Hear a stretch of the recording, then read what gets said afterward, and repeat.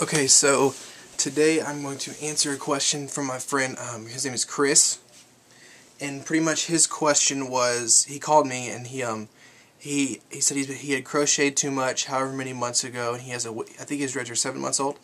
He has a problem where he has weak spots in some of his dreads, where he feels like, oh crap, they're about to fall off type thing. He said it's at the root. So I know a lot of people who have had that happen, and that's why you should not crochet too much, especially if you're doing it the wrong way or for the wrong thing. So pretty much what I'm going to show you guys is I have this dread here, or a piece of a dread where here's where it would have been cut off, and there's a weak spot. I'm wearing a white shirt, so hopefully you can see that. But like if I twist it, you can see right here, it's dreaded right here, and then here in the middle it's weak. And I know his question is at the roots, but I'm not going to cut one of my dreads off. And I don't want to show you with my hair because I don't want to mess with my hair. So pretty much his resolution is going to be, he's black hair, so I told him to, or I'm telling you, Chris, to buy that as close to synthetic hair as you can get. And for everyone else watching this, I know I'm not for fake dreads or synthetic dreads or anything. I know hearing this you're probably thinking, oh, what an idiot, you're totally faking it. I mean, it's his last resort, his last thing he can do to save some of his dreads, and I'd rather put a little bit of help in there rather than threading it or just losing dreads. So what I would do is get your hair. So here's a piece of whatever, fake dread, dread that needs to be fixed. So that weak spot will take place of your weak spot, although yours is at your root, not in the mid dread. And you just take some hair. I would probably take, it doesn't really matter how much, just a little bit. Like, if you can see that, and I just put it in my palm of my hand, and I kind of just do this thing, and it makes it into like a bundle, little wad thing right here. You don't want it too tight or whatever. I'd probably do like 2 of those, maybe. I know, Chris, that you have pretty thick dreads, so hopefully this will still help for you. So I have like 2 here. You don't want them too tight. You just want them kind of like this, I guess. Maybe a little looser, a little tighter, as long as they're together. And then you get it. And for you guys who are going to be like, oh man, he effed his hair up, messed it up, crocheting it, don't have him crochet it some more. But first off, I'm trying to show you, I think I have a video, if not I'll make one, about how to crochet the right way, if you need to, because I don't do it anymore. But, yeah.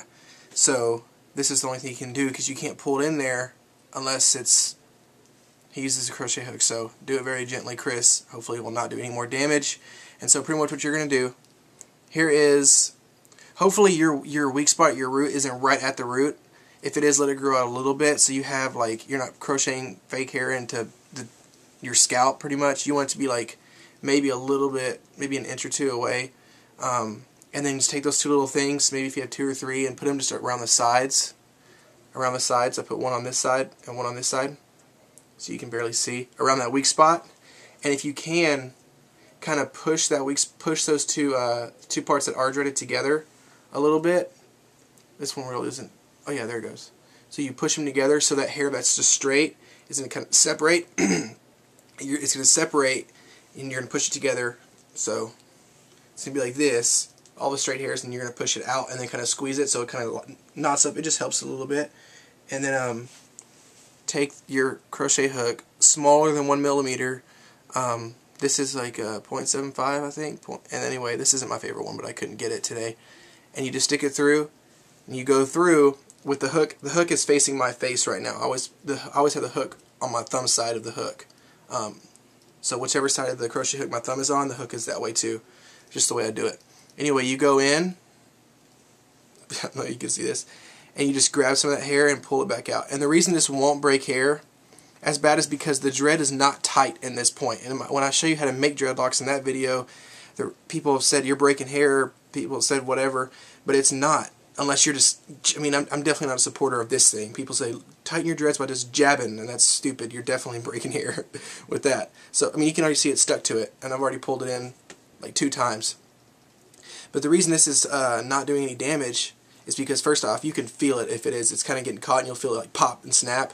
But this isn't, because that straight part is loose hair. It's just straight hair, so it's not really going to have anything it's going to get caught on and then, like, resist the hook being pulled through. Whereas if I was to stick it through here where the dread is tight, imagine trying to pull a a hook through, I'm not trying to say, a good example, trying to pull it through all those knots, when the hook is open, it's not a latch, it doesn't have a latch, so it's going to catch hair and it's going to pull it.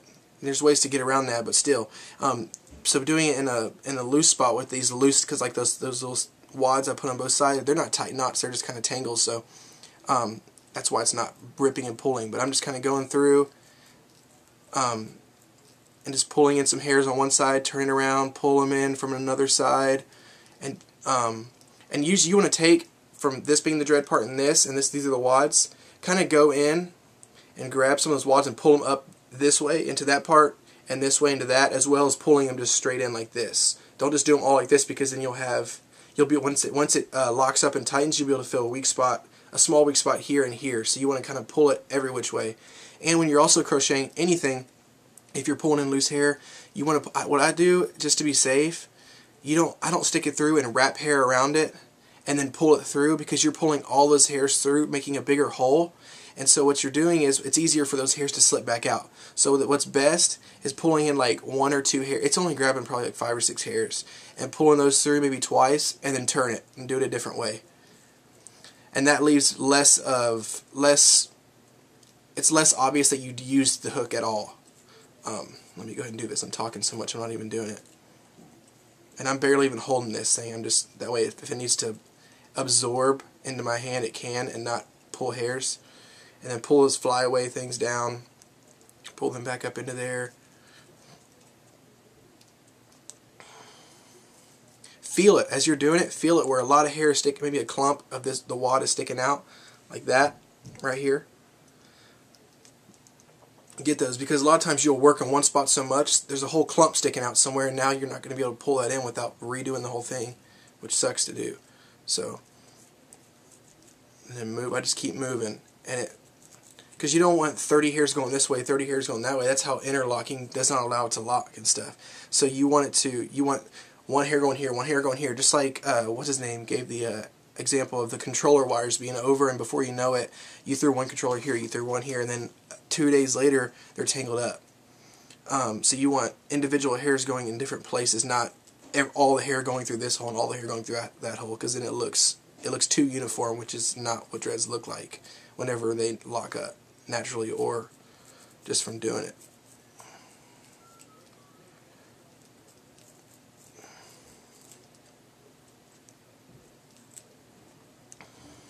So let me hurry up and do this. You would go slower than this if you can. You want to go as slow as possible. What I'm doing is, if you can see from the side, or I'll do it like this. I go in, I kind of push it up against my thumb to grab those hairs, and right as I feel it hit the dread, I start to go, as I'm pulling it through, I feel it slide on my thumb, I pull it, once it stops at the dread, I kind of do this type thing. So it pulls it into the dread, but you're not just gripping those and then gripping hairs in the dread too, type thing. It would work a lot better if I had like a super magnification lens, but I just have a little flip. So here we go. You can already see where it's even thicker right there. Let me pull in some of these.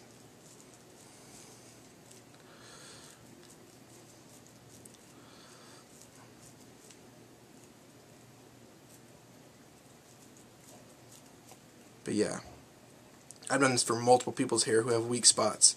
But you don't want to do it too close to the root, just because when your dread grows out, it'll have the thick spot right there. And you don't want to damage the hair that's already damaged, so be as super careful as you can, Chris. So, you can already see how it's already fixed. And if you were to feel this right now, it's consistent. This part, the middle part, feels just like this part. And even in between, where those things, like these spaces right here, where it was, like right on the edges of the weak spot, still feel consistent. The whole thing through feels consistent, because you went in and pulled it this way and pulled it this way. You didn't just pull it all right into the middle and have a big clump in the middle. Anyway, so hopefully that helps you guys. Anything else I can think of? No, that's it.